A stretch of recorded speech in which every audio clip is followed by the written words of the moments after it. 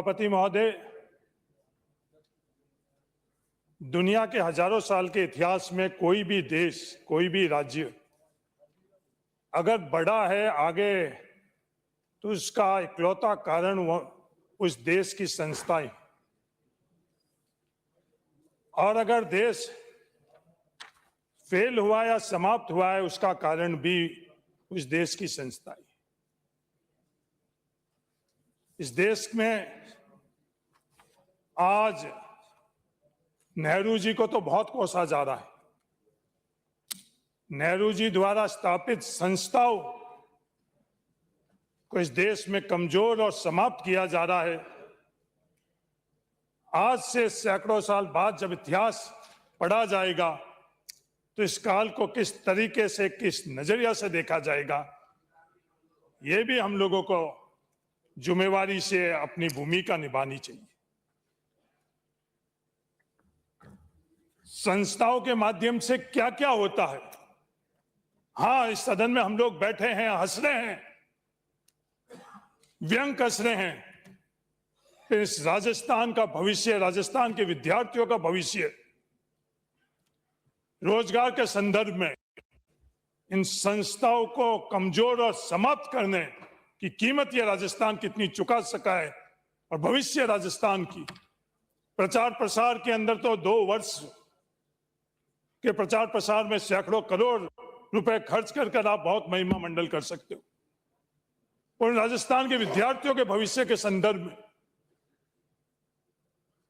जिसकी इकलौता लक्ष्य सरकारी नौकरी रहता, 99.9% शिक्षित विद्यार्थियों के, उनके साथ क्या क्या नहीं कर रहे हैं।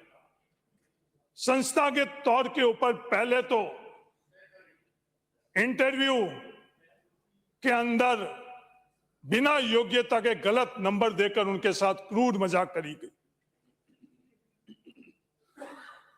उसके बाद में लगातार पेपर लीक, इधर का उम्मीदवार विधायक उधर आरोप लगा रहे हैं, उधर के इधर आरोप लगा रहे हैं, और लगातार पेपर लीक हो रहे हैं। पेपर लीक के बाद में हद जब हो जाती है, जब OMR सीट के माध्यम से आप लोग कह रहे हो कि हमारी कमीज गंदी और आपकी उजल, किसी भी की भी कमीज गंदी हो जाए, सदन पूरे की भी, पर भविष्य के राजस्थान उज्जवल होना चाहिए या नहीं होना चाहिए। वो OMR सीट में क्या हो रहा है सबको पता है, पर हम सब लोग मौन हैं। इस सदन के पास अधिकार है राजस्थान को न्याय देने के लिए। संस्थाएं तो खत्म कर चुके हैं। किसी ने भी अपने खुद के उद्घोषण के अंदर राजस्थान सरकार नहीं बोला। ये सरकार संवैधानिक तौर के ऊपर राजस्थान सरकार है, मुख्यमंत्री की सरकार नहीं होती है, या किसी व्यक्ति की सरकार नहीं होती है। OMR सीट के माध्यम से जो क्रूर मजाक हो रही है, सबको पता है कि वो अपराधी कौन है, पर हम लोग इंतजार किसका कर रहे हैं? सभापति महोदय, जो ये सरकारी भर्ती शुरू होती है, वो शुरू कहां से होती है? सरकारी भर्ती शुरू जो विज्ञप्ति निकलती है, उस विज्ञप्ति का आधार क्या रहता है कि कितने पद रिक्त है और किस किस श्रेणी के पद रिक्त है। इस राजस्थान में गरूर से हर कोई ये कहता कि हमारी सरकार, पर इस राजस्थान के अंदर रोस्टर, इतनी सरकारें चली गई पर राजस्थान रोस्टर मांग रहा है, वो रोस्टर किसी की सरकार ने नहीं दिया। जो ये पद निर्धारण का व्यवस्था है रोस्टर के माध्यम से, वो रोस्टर राजस्थान को क्यों नहीं मिल रहा है? सभापति महोदय, राजस्थान हम लोगों से सवाल पूछ रहा है। वो रोस्टर नहीं मिलने के कारण जो संवैधानिक अधिकार है, वो हम गैर संवैधानिक ढंग से उन संस्थाओं को समाप्त कर उन लोगों के हक को बड़ी क्रूरता से उनका हक मार रहे हैं। रोस्टर के बात जब भी आती है तो किसी न किसी बहाने से कूतर्क से उस रोस्टर को हम लोग आगे करते जा रहे हैं। जब विज्ञप्ति नहीं निकलती, जब तक हम प्रशासन और सरकार के तरफ देखते हैं कि वो रोस्टर बनाकर और विज्ञप्ति निकाल लेगा, विज्ञप्ति निकालने के बाद जब न्यायपालिका में जाते हैं तो न्यायपालिका से ये जवाब हम लोगों को मिलता है, फैसला हम लोगों को मिलता है कि ये रोस्टर के संदर्भ में कोई निर्णय नहीं करेंगे क्योंकि भर्ती प्रक्रिया शुरू हो चुकी। शुरू करने से पहले क्रूर मजाक और शुरू करने के बाद भी क्रूर मजाक। सभापति महोदय, इस रोस्टर के माध्यम से ये राजस्थान को कब हम लोग न्याय दिलाएंगे? मुख्यमंत्री जी, इस राजस्थान को कृपा कर आप इस राज्यपाल के अभिभाषण का जवाब देते हुए आप लोग ये जरूर उल्लेख कर दो। नहीं दिला सकते तो कह दो कि राजस्थान के अंदर संवैधानिक तौर पर सरकार नहीं चलेगी, संस्थागत तौर पर सरकार नहीं चलेगी। तो अगर वो भी है तो राजस्थान को कम से कम ये सच्चाई तो पता चले। सभापति महोदय बड़ी गरूर से बात करते हैं, वन नेशन वन इलेक्शन। अभी भी बहुत बात कर रहे हैं। गैर संवैधानिक ढंग से इन सरपंचों का चुनाव, पंचायती राज चुनाव हम लोगों ने इतना आगे कर लिया है। तर्क क्या? One state one election. पर सभापति महोदय, उन विद्यार्थियों को एक भर्ती में एक परीक्षा हम लोग दे पा रहे हैं क्या? उनकी चर्चा चिंतन हम लोग नहीं करेंगे इस विधानसभा के अंदर। नॉर्मलाइजेशन के माध्यम से यह संस्था बनी किसके लिए? आरपीएससी बनी किसके लिए सभापति महोदय? जब हम लोग ये पेपर बनाते हैं उसके बाद वो पेपर आरपीएससी संस्था के पास आता है, क्या उसकी जिम्मेवारी आरपीएससी की नहीं है कि वो अगर जो भी पेपर बनना है वो एक जैसे एक स्तर का बना हुआ है या नहीं बना हुआ है? न्यूनतम उन विद्यार्थियों को यह हक और अधिकार भी हम लोग नहीं दे पा रहे। सभापति महोदय, ये स्वीकार करना पड़ेगा हम लोगों को, संस्था के तौर पर आरपीएससी का अस्तित्व ही नहीं रहा राजस्थान में। राजस्थान के साथ क्रूर मजाक करना आप बंद कर लो। राजस्थान को बहुत कीमत चुकानी पड़ गई है। ये आरपीएससी अब भंग हो ही जानी चाहिए। और राजस्थान को और कितना क्रूरता से इस राजस्थान को आप कुछ लोग सिर्फ आरोप प्रत्यारोप कि आपने इस तरह के सदस्य बना दिया, हम लोगों ने इस प्रकार के चेयरमैन बना दिए। ये गरूर और आरोप प्रत्यारोप से राजस्थान को न्याय नहीं मिलेगा। सभापति महोदय,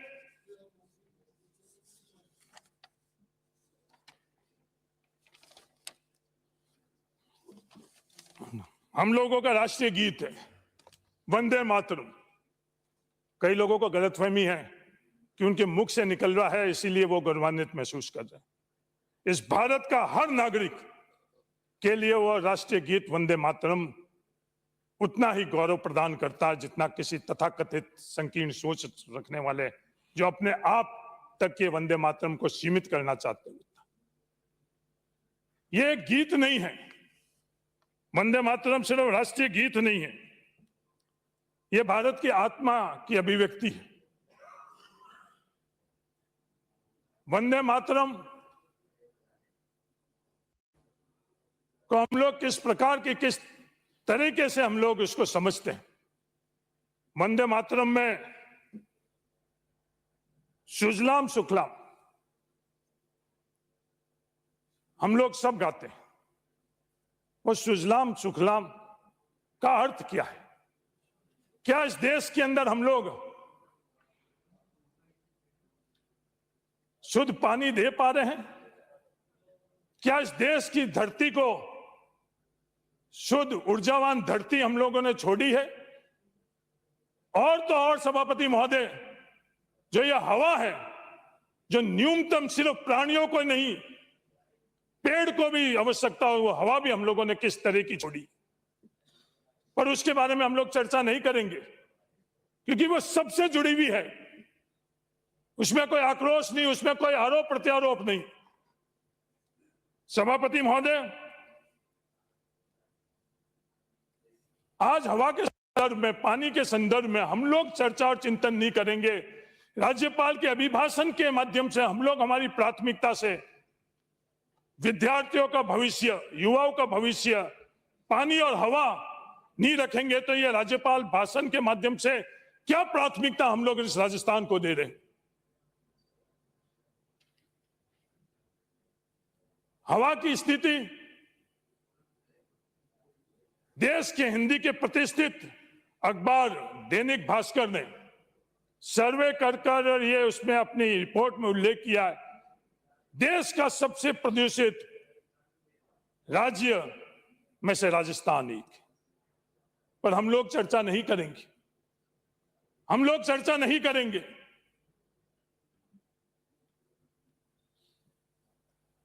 सभापति महोदय,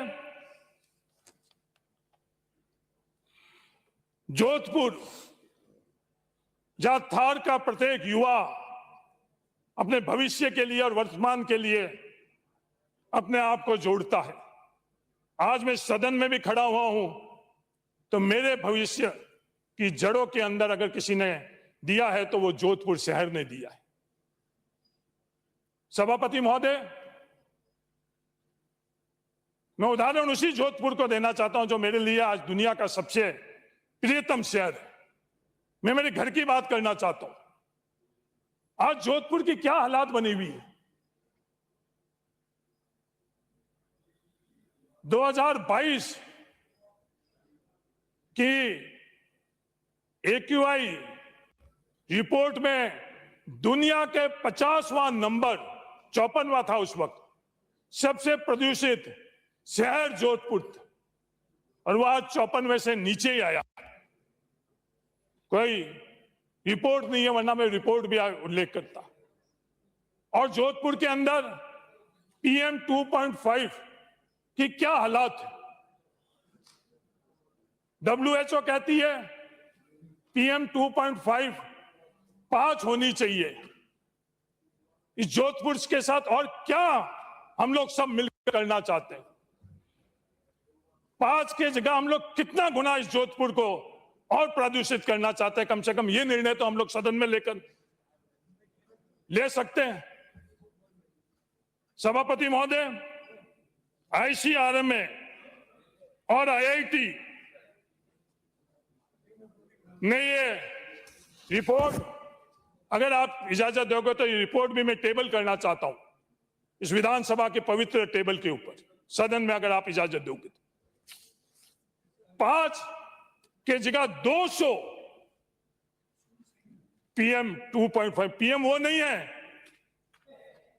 प्रधानमंत्री जी का कार्यकाल का 2.5 नहीं है, ये जो एयर प्योरिटी का इंडेक्स है वो PM 2.5, उसमें 200, 5 के जगह 200 पर कहीं भी इसकी चर्चा और चिंतन नहीं, कहीं भी हम लोग इसके के संदर्भ में कोई फैसला नहीं कर रहे हैं। किसका इंतजार? सिर्फ PM 2.5 ही नहीं, जो दूसरे भी। और एक और भ्रांति हम लोगों ने फैलाई हुई है कि आउटडोर पोल्यूशन से इंडोर पोल्यूशन कम है, बाहर से घर के अंदर प्रदूषण कम है। ये भ्रांति हम लोगों ने फैलाई हुई है। पर हकीकत क्या है? हकीकत यह है कि आउटडोर पोल्यूशन से ज्यादा इंडोर पोल्यूशन है ज्यादातर घरों के अंदर।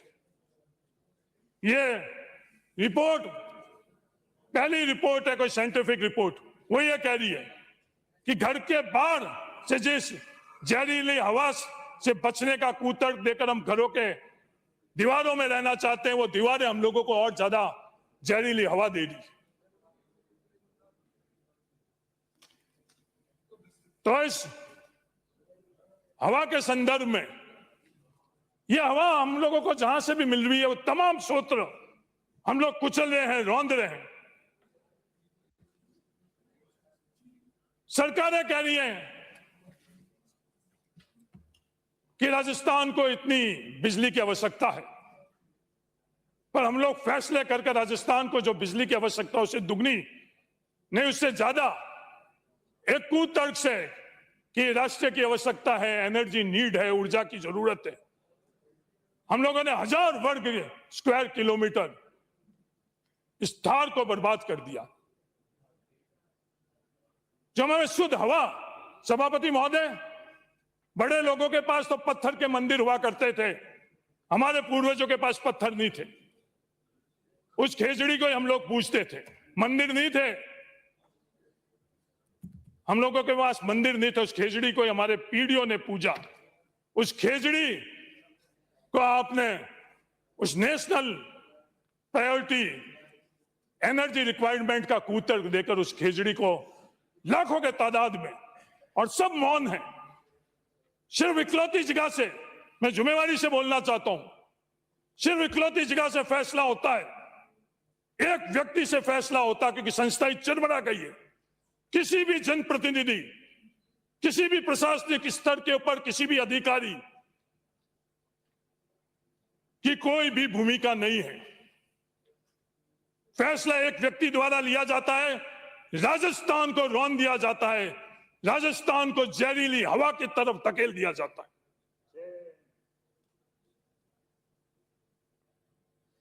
वो खेजड़ी तक बात सीमित नहीं है। बहुत गरूर से हम लोग बोलते हैं कि हम लोगों का धर्म ये है। राठौड़ साहब ने भी बोला, बिल्कुल राठौड़ साहब, आप लोगों का भी धर्म है, हम लोगों का भी धर्म है, धर्म हर व्यक्ति का है, पर जो धार्मिक आस्थाएं हैं उन धार्मिक आस्थाओं के संदर्भ में फैसला करने की जिम्मेवारी तो हम लोगों की है। उस ओरण के संदर्भ में, गोचर के संदर्भ में हम लोग क्या कर रहे हैं? यूडीएच के तरफ से एक फैसला आता है कि यह गोचर तमाम जो शहरी सीमाओं में आती है वो गोचर सरकारी जमीन है, और कोई नहीं बोलता है। 200 विधायकों में से एक विधायक ने भी अगर बोला हो इस सदन के अंदर तो रिकॉर्ड उठाकर देख लो, मौन, चुप, क्योंकि हम लोगों को उन लोगों से काम पड़ता है। अगर हम सच्चाई बोलेंगे तो हमारे काम वो लोग करेंगे या नहीं करेंगे। ये सरकार की बात नहीं है कि यूडीएच के अंदर आने वाली गोचर भूमि, क्या शहर को जरूरत नहीं है? गाय को जरूरत नहीं है? शहर में गाय नहीं रहनी चाहिए? ये पाबंदी लगा दे हम लोग।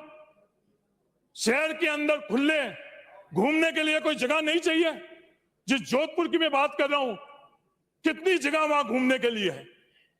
जयपुर में सेंट्रल पार्क के तौर के ऊपर शांति धारीवाल जी ने जो व्यवस्था दी है, जब भी सेंट्रल पार्क जाता है तो शांति धारीवाल जी को याद करते हैं। कई शिकायतें हैं शांति धारीवाल जी से, पर जो शांति धारीवाल जी ने जयपुर को सेंट्रल पार्क दिया है, तो जोधपुर और बाकी शहर, सिर्फ मैं और शांति धारीवाल जी जो जयपुर रहते हैं इसलिए जयपुर के अंदर तो सेंट्रल पार्क, बाकी दूसरी जगह इन गोचर को पार्क के तौर पर परिवर्तन करने का यूडीएच आदेश नहीं कर सकता है। शहर को आवश्यकता नहीं है। मेरा हाथ जोड़कर खड़ा जी, मैंने अभी तक आपसे कुछ नहीं मांगा जीवन के अंदर। पहली चीज मांग रहा हूं कि जो गोचर की भूमि है उसके अंदर आप भविष्य के हित को रखते हुए उसको पार्क के तौर पर या डिम्ड फॉरेस्ट के तौर पर आप छोड़ो, क्योंकि भविष्य हम लोगों का सांस ले सके। क्योंकि गांव तो हमने रहने लायक नहीं छोड़े, गांव रहने लायक नहीं छोड़े। मैं जिम्मेवारी से बोलता हूं कि गांव में खातेदारी के अधिकार के माध्यम से गांव में हम लोग जिंदा रहने की व्यवस्था थी, उस कृषि क्षेत्र को समाप्त कर दिया गया। आज कोई भी खेती नहीं करना चाह रहा है अगर वो श्रम मद को जोड़ ले तो। कोऑपरेटिव के माध्यम से जो आर्थिक हम लोगों को मदद मिल रही है वो कोऑपरेटिव सेक्टर हम लोग समाप्त कर चुके हैं। और अंत में जो गांव के विकास के लिए ग्रामीण विकास मंत्रालय के तहत पंचायती राज में काम हो रहा है, उसका क्या हश्र होगा आज से 3 साल बाद। आप लोग वापस सरकार बनाने के लिए और हम लोग भी वापस सरकार बनाने के लिए जब उतरेंगे, जब राजस्थान इस सवाल का उत्तर ढूंढ ले कि अगले 3 साल के अंदर गांव के अंदर नरेगा के माध्यम से जो इकलौता सबसे बड़ा कंपोनेंट है उसके माध्यम से कितना विकास हुआ। ओरेंज के संदर्भ में यह हाल, ट्रांसमिशन लाइन, कोई भी गांव, जैसे मैंने कहा कोई भी शहर बड़े बड़े बंगले करोड़ों रुपए के बना दिए, पर इस प्रदूषण से कोई भी नहीं रहा। तो कोई भी बाड़मेर, जैसलमेर या उससे आगे वाले गांव इस ट्रांसमिशन लाइन के माध्यम से जो हमारे भविष्य को रौंदा जा रहा है, उससे कोई भी नहीं बचेगा। मैं जिम्मेवारी से कह रहा हूं सभापति महोदय, नियमों के अनुसार उस ट्रांसमिशन लाइन के नीचे कुछ भी निर्माण नहीं हो सकता और 100 मीटर तक कोई निर्माण नहीं हो सकता। कोई भी ढांचा, जो लैंड होल्डिंग हम लोगों की है वो कम होती जा रही है, तो हम लोग रहेंगे कहां? इलेक्ट्रोमैग्नेटिक फील्ड जो इन ट्रांसमिशन लाइन के माध्यम से बन रहा है, वो इलेक्ट्रोमैग्नेटिक फील्ड के माध्यम से हम लोग वहां की वनस्पति, जीव जंतु और इंसान, इन तीनों के साथ भविष्य में क्या स्थिति की, कोई भी छोटा बड़ा पशु पक्षी भविष्य में ये ट्रांसमिशन लाइन हम लोगों को वहां नहीं रखने देगी। और हम लोग कूतर्क दे रहे हैं कि नेशनल इंटरेस्ट के लिए 2 बड़े क्रूर नियम बने हुए हैं इन बड़े पूंजीपतियों के लिए। एक, ऑयल एंड गैस, जो मेरी खुद की सरकार जिस समय मैं संसद था 2009 से 14 के बीच में जब ये बिल लाई, तो उस सदन के अंदर मैंने खुल कर उसका विरोध किया। और दूसरा, ये एनर्जी के संदर्भ के अंदर जो नियम और कानून बनाए हुए हैं, उससे वर्तमान और भविष्य को रौंदा जा रहा है। आज तो हम अंगड़ाई ले रहे हैं मंत्री जी, भविष्य किस करवट अंगड़ाई लेगा? मेरा हाथ जोड़कर आप मित्र लोग तो आपस के अंदर बड़ी प्रेम पूर्वक पूरे का पूरा एजेंडा अपने और लेकर आ जाते हो। ये सोच समझकर हम लोगों की प्राथमिकता को डाइवर्ट क्यों किया जा रहा है सभापति महोदय? जो हमारी जरूरत है, राजस्थान की जरूरत है, उनको ये विवाद डाइवर्ट कर कुछ ना कुछ नया विवाद हर रोज, जिससे हम लोगों की मूल आवश्यकता के बारे में कोई भी राजस्थान के अंदर चर्चा नहीं हुई, कोई भी फैसले नहीं हुई। 365 दिन विवादों के माध्यम से हमारी बात को डाइवर्ट करना, इसके अलावा और राजस्थान में कुछ भी नहीं हो रहा है। सभापति महोदय, मेरा आपसे नम्र निवेदन है, अपने अपने तौर से इस खेजड़ी बचाने के लिए हर कोई प्रयास कर रहा है। मैं सिर्फ पक्ष की बात नहीं कर रहा हूं, विपक्ष की बात नहीं कर रहा हूं, या निर्दलियों की बात नहीं कर रहा हूं। इस खेजड़ी के संदर्भ में और जो सोलर के माध्यम से कम 2 से 3% टेम्परेचर और बढ़ेगा। आप हम लोगों को बचाओ, इस थार को बचाओ। भजन लाल जी आज है, कल मदन लाल जी हो जाएंगे, परसों और कोई हो जाएगा। सभापति महोदय, 22 मिनट हुए। 2 मिनट। सभापति महोदय, और कई विषय थे, बड़े दूर से कहते हैं हमारी सरकार, भजन लाल सरकार।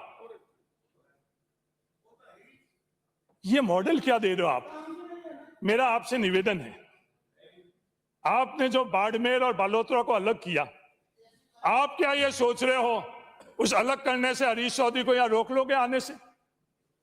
ये गलतफहमी छोड़ दो। पहले भी भजन लाल जी, आप मुख्यमंत्री रहते हुए आप भी रोक रहे हो, और भी कई मुख्यमंत्री रोक रहे थे, पर अगर भाई तूने चाहा तो मैं आज यहां खड़ा हूं, उनके बारे में बात कर रहा हूं, और भविष्य में अगर वहां का थॉट आएगा तो आऊंगा।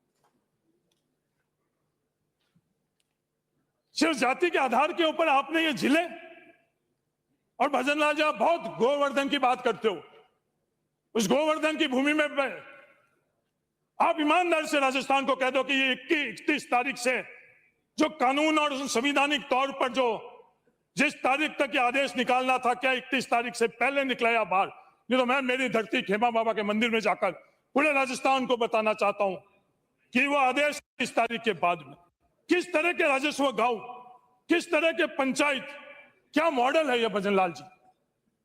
एक ग्राम पंचायत को मैंने मेरे सोशल मीडिया के मार्फत से बताया, वो एक पंचायत नहीं है।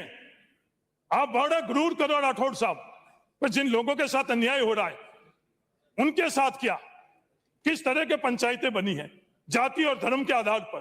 कोई सोचे कि वहां बाड़मेर में जाट को निकाल लिया, विश्नोई को निकाल लिया, तो उसी विश्नोई के साथ जोगाराम जी ने लूनी में क्या किया उन विश्नोइयों को जाकर भी पूछ ले। किसी भी जाति और धर्म को नहीं बख्शा गया। और तो और इस मॉडल के मैंने सभापति महोदय कभी भी जीवन में किसी की शिकायत नहीं करी, पर एक उदाहरण बताने के लिए ये मॉडल क्या है इस सरकार का, राजस्थान सरकार का, मैंने एक चिट्ठी लिखकर बताई। सभापति महोदय, एक गांव शिव विधानसभा के अंदर दे दिया, वहां ग्राम पंचायत का सर्जन हुआ। उस गांव के अंदर आरएसएस का एक प्रतिष्ठित पूर्व वाइस चांसलर है, पाचारण और मेघवाल समाज के लोग रहते हैं। उसके परिवार का नाम नहीं रखा, मैं इस व्यक्ति का नाम भी नहीं लेना चाहता हूं सदन में, जो कांग्रेस की सरकार की ताकत से जुड़ने के मकसद से कांग्रेस से जुड़ा हुआ व्यक्ति है। अगर आप चाहोगे तो जैसे ये मैं टेबल कर रहा हूं, मैं वो उसके जो कू करती है वो भी नहीं इस पवित्र सदन में बताना चाहता हूं। उसके दादा के नाम का यह गांव, राजपूत समाज के बहुत प्रतिष्ठित लोग हम लोगों के यहाँ है। स्वर्गीय तन सिंह जी, स्वर्गीय जसवंत सिंह जी, भगवान सिंह जी रोलसाल ने जन्म जरूर शेखावटी में लिया, पर जीवन यहां निकाला इस थार के अंदर। किसी के नाम से आपने राजस्व ग्राम पंचायत नहीं बनाई, पर ये जो मिला जुला खेल है, इस ग्राम पंचायत का ये हकीकत का भजन लाल सरकार का मॉडल है। मैं राजस्थान को बताना चाहता हूं, कांग्रेस और बीजेपी के वही सोच अन्याय के लिए। माननीय सभापति महोदय, मुझे महामहिम राज्यपाल के अभिभाषण पर बोलने का जो अवसर दिया उसके लिए हो गया वो। मैं आपका बहुत बहुत आभार एवं धन्यवाद प्रेषित करता हूं। ताराचंद जी बोल रहे हैं। माननीय, ताराचंद जी बोल रहे हैं। जब से देश में नरेंद्र मोदी जी की सरकार बनी है, तब देशवासियों में उत्साह का संचार हुआ है, आत्मविश्वास बढ़ा है, राष्ट्रभक्ति का संचार हुआ है। ऐसा ही प्रदेश में माननीय भजन लाल जी की सरकार के बनते ही पेपर लीक की घटनाओं में रोकने की प्रति प्रतिबद्धता बताते हुए एसआईटी का गठन किया है और सख्त कार्रवाई सुनिश्चित कर 2 वर्षों में एक भी पेपर लीक नहीं हुआ है। जांच में दोषी पाए जाने वाले अधिकांश लोग, नौकरशाह हो या जनप्रतिनिधि, वे सारे ही कहीं न कहीं कांग्रेस के रास्ते से ही आए हुए लोग हैं और उनके ही नाम हुए हैं। पिछले 2 वर्षों के अंदर सरकार ने उनको जेलों तक पहुंचाया है और आगामी समय तक सरकार उनको जेलों के अंदर निश्चित